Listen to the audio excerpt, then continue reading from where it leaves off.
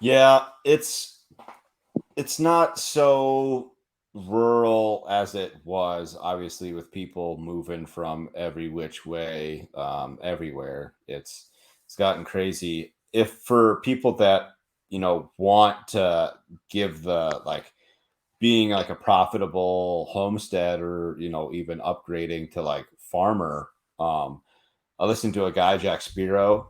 Wow, I screwed that up. Jack Spirko.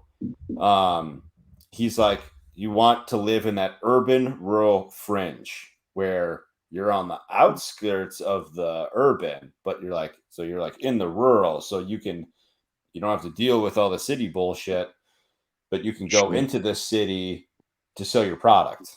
So Yeah, yeah, I've seen that. It's uh, some of the books I've read and some of the guys I've gotten into where a couple like I'm sure maybe Curtis Stone out of heard of him. Yep.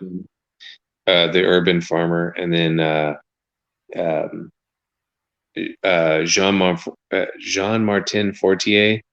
He's in Canada too, and he had a pretty popular book a couple years ago, The Market Gardener. Hmm. But uh, anyway, well worth looking into.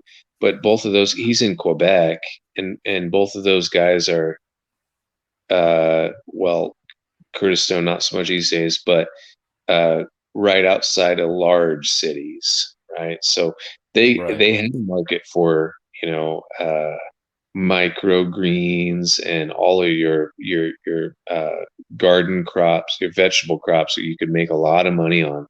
Uh, that Jean Martin Fortier, in his book, he laid out all of his income on all of his crops, and the dude was making 40,000 a year on tomatoes out of Wow.